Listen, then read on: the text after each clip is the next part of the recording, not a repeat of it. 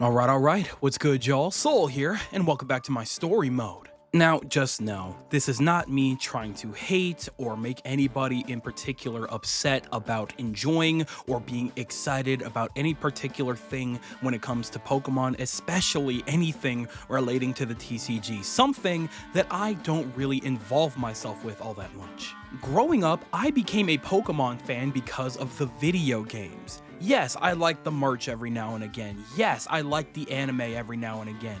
But my primary indulgence in this franchise is through the video games. Always has been, and it probably always will be. Hell, just take a look at pretty much any video on my channel, and very rarely do I ever talk about anything else other than the video games. Yeah, I'll talk about a random spin-off here and there, but even then, that's still part of the franchise in video game format, so I think it still kind of counts. Now, of course, growing up alongside Pokemon at one point or another, yeah, I was a little interested in the TCG, and at one point, I collected cards myself once upon a time. Of course, I was like 5, 6, or maybe 7 or something like that, and had no idea that there were actual competitions and things like that to actually utilize those cards in battle, but, you know, again, it was quite some time ago, so I just liked looking at the pretty cards. There was really not much to it. Eventually, I lost those cards in storage somewhere when moving and never really looked back because I didn't care that much about the cards anymore anyway. I wanted more video games. Now, it wasn't until I truly started getting more into Pokemon content and actually, you know, doing this kind of thing more often that I started to look more into Pokemon as a franchise, as a company, and things like that. And only then did I finally realize just how important the TCG was to this franchise. I'm gonna try not to get into too many stats or anything like that, because just looking at those numbers gives me a headache. Trying to explain it, it's gonna be a nightmare, but the long and short of it is, something like the TCG makes Pokemon a lot of money. Generally speaking, what a lot of people don't really understand too much is that the games aren't their primary source of revenue, it's their merch. In the last 3 years alone, it looks like they have consistently made no less than $8 billion every year. Now here's the thing, right? I think, correct me if I'm wrong, but I believe that the games are included in these stats, which is totally fine. That makes sense. They are merch, they are licensed good, they are an important part of the product. Pokemon Scarlet and Violet made about like $1.5 billion back, which is kind of an insane number to like a normal person, but to Pokemon that's lunch money.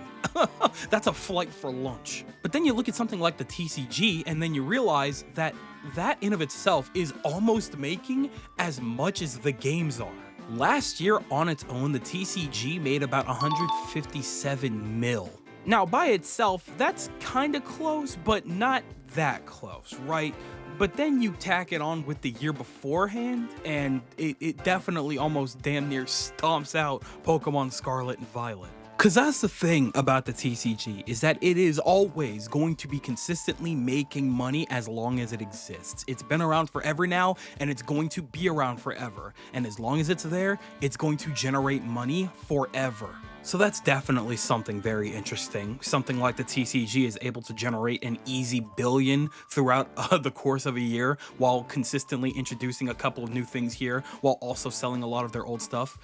Okay, cool. But then you look at how much the apps make. I forgot where I heard the information from, but I was recently informed like a couple of days ago that Pokemon Sleep made well over 100 million in revenue already. What? Hold on. Wait a minute. On release, I heard not a single good thing about that game. That it was pointless to play, that it was an absolute fire hazard, that it could ruin your phone, yada yada yada from keeping it on all night long, whatever. How is it that this game has generated that much money? From where? How is it that amongst the people in my life, all of the people that I know, I couldn't name you a single individual, a single one that has played or even downloaded Pokemon Sleep, and yet it's generating that much money? What? Again, I'm not amazing with technical stuff or stats, so if somebody could actually really explain, just explain this to me best you could, I would really appreciate it, because I think I just need to understand a thing or two, because I'm clearly missing some heavy information here. But long story short, even a game like Pokemon Sleep is generating an absurd amount of money. So now, Here's where the title comes in. You have the TCG by itself, and then you have all of the apps that they've developed that have consistently made them money over the last couple of years, and you combine those concepts. The TCG becoming something that every person on planet Earth could easily have access to and be able to purchase from right from their phone is the most dangerous thing I could ever see happening for this franchise. From conception, when I saw this advertised the first time in that Pokemon Presents back in February, in my head I was thinking, wow, that is absolutely genius. 2 free packs a day is a lot of cards when you think about it. A full week, if you were to log in and just open up 2 packs a day, that's a pretty good amount, I would say. Getting people into the app, not a problem. They've already done it with that concept alone. However, getting those 2 packs might not be enough for some.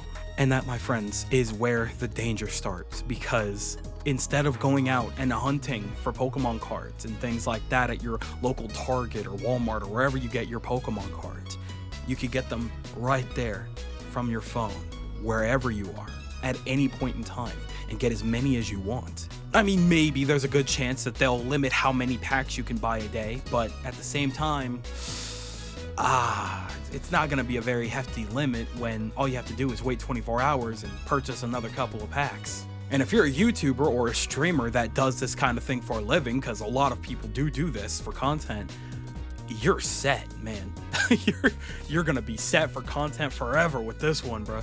When I tell you that this game has the potential to either get very close or potentially even surpass how much money Pokemon Go has made, I'm not kidding, and I feel like that is barely an exaggeration. I'm not entirely sure how the money that they get from this is going to be calculated, whether it's thrown in with the TCG money or if it's thrown in with the app money, but regardless, it's going to damn near double or triple the profit of what either of those things are making.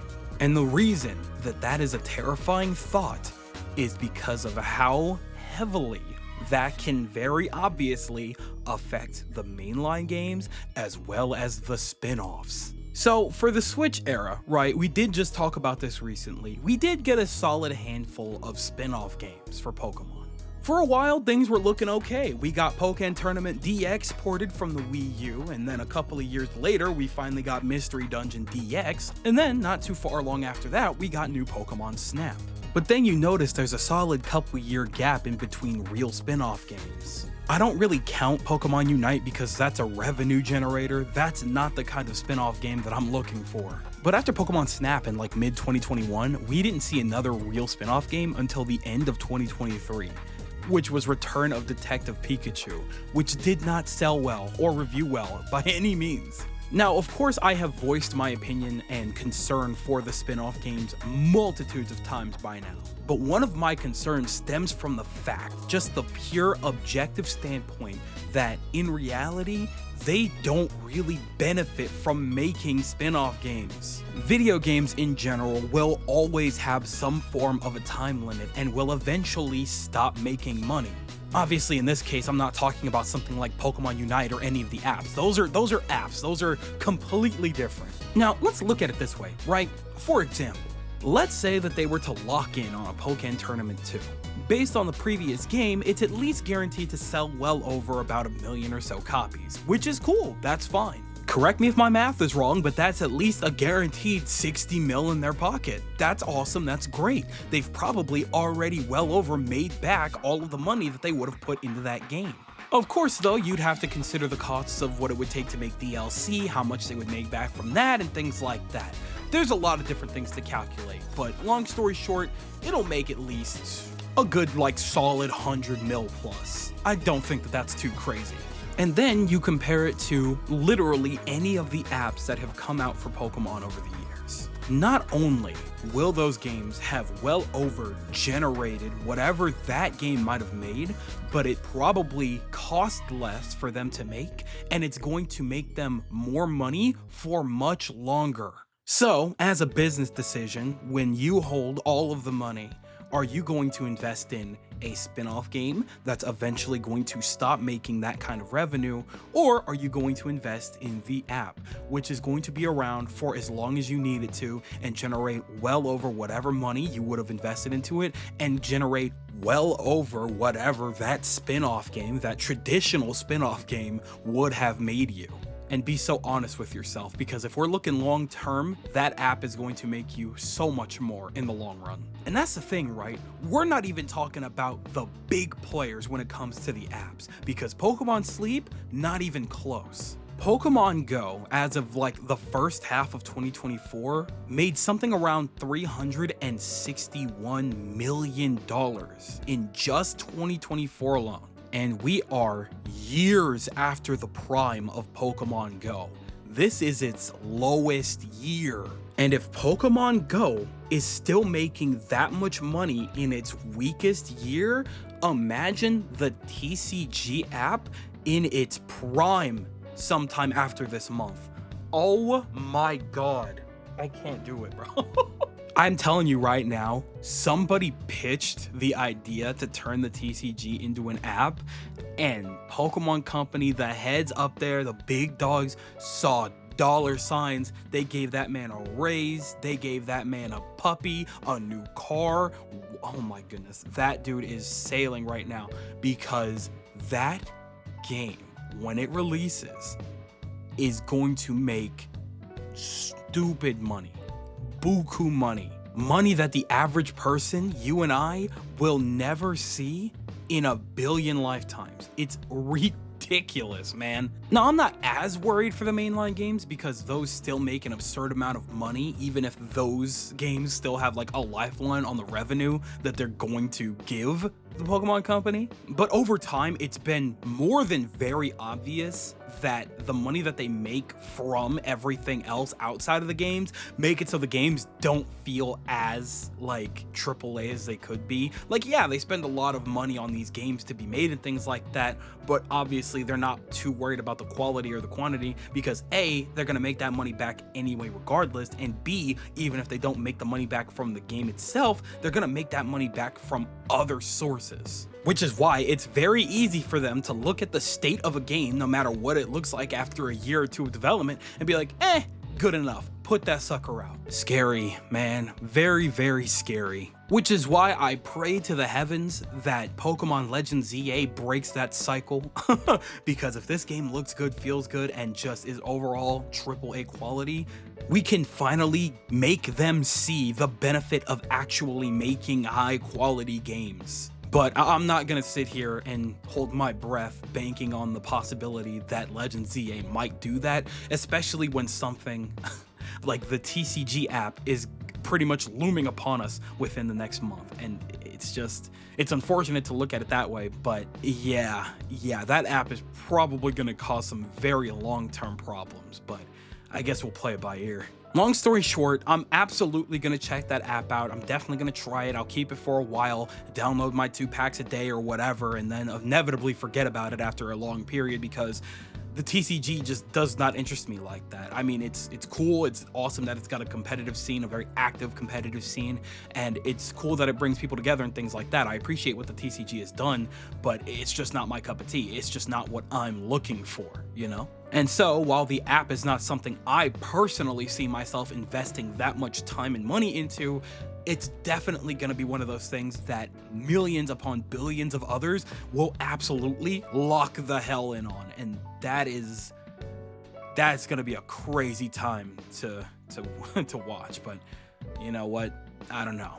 Maybe that's just me. So that just about does it for this one. This one's definitely another one of a little bit of a filler post, because it's October, no news from Pokemon yet, and I've got a lot of games to play, but I'll do my damnedest to try and stay at least weekly consistent, you know what I mean? So I don't know, that's another one we'll play by ear. I've got a couple of ideas and things like that, and I'm still working on other projects that have been thoroughly on hold because of my distractions. Sparking Zero is crazy. Y'all playing Sparking Zero, man? That sucker is crazy, boy. As soon as I'm done recording right now, I'm about to run the ones, man. I'm about to run the ones in some singles. I'm trying to get my rank up and stuff like that. I got some tutorials and stuff to go through, really, but it's so much fun. But regardless, I'm passing the mic over to you guys, and I want you guys to tell me everything that you guys are thinking in the comment section below. Do you think that I am being reasonable? Do you think that I'm on the right track, that the Pokemon TCG app is going to be really, really dangerous for the future of Pokemon, and it's going to heavily affect what we see in the next couple of years? Or am I being over dramatic? Obviously this game is going to make them a lot of money, but it's not going to affect anything, and I'm just overthinking everything. Tell me everything that you guys are thinking in the comment section below, because you know for a fact that I'm always going to be down there with you guys. But with that, it is very much time to skedaddle on. So I'm going to go ahead and do just that. I would like to thank you guys ever so much for watching. I truly do hope you enjoyed. Do me the greatest favor of dropping a like and a comment, and consider subscribing for more content just like this here. And with that, I'm Gonzo. Thanks again. Hope you enjoyed, and I'll be seeing you guys in the next video. Do me the greatest favor of taking good ass care, and I'll see you all next time.